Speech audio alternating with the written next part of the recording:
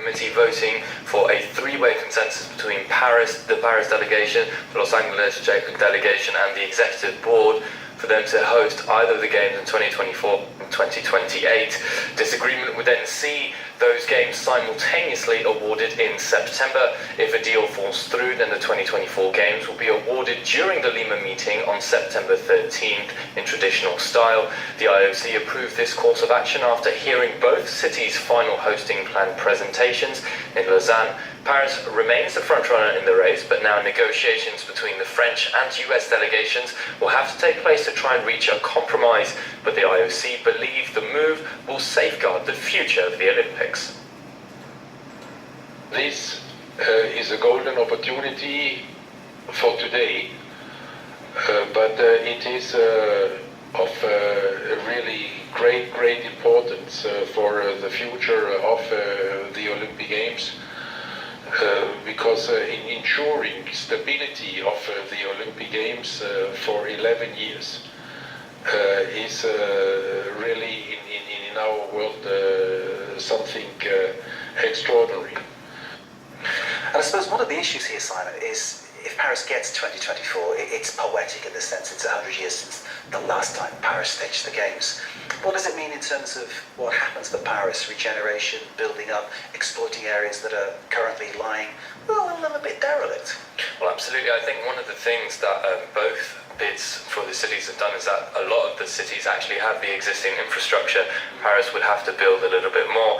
One of the things that hasn't been mentioned too much, perhaps the delegations didn't actually want to talk about, is that Paris did previously say that if they did not get the Games in 2024, they wouldn't bid for 2028, which now brings into question these negotiations for this dual agreement between them, because it is the delegations themselves that have to reach a consensus.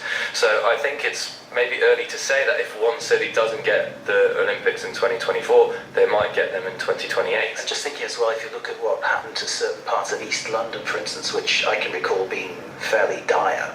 No disrespect to anybody who lived there or was brought up there, but not the greatest place in the world. Now it's been completely transformed by what happened for the 2012 Games, and clearly that would look very appetizing for certain parts of the greater Paris region, wouldn't it? Yes, absolutely. I think there are regions, especially around the Stade de France, which have always been traditionally considered maybe a little bit dangerous regions, but it is an opportunity for these areas to get regentrified, to attract a lot of growth, a lot of infrastructure, and a lot of financial development. So it would create something very positive for those doing areas. up those post-industrial areas that have been run down. Exactly. So anyway, it's a win-win situation. So let's just hope Paris gets 2024. Back to you, Simon. Away you go.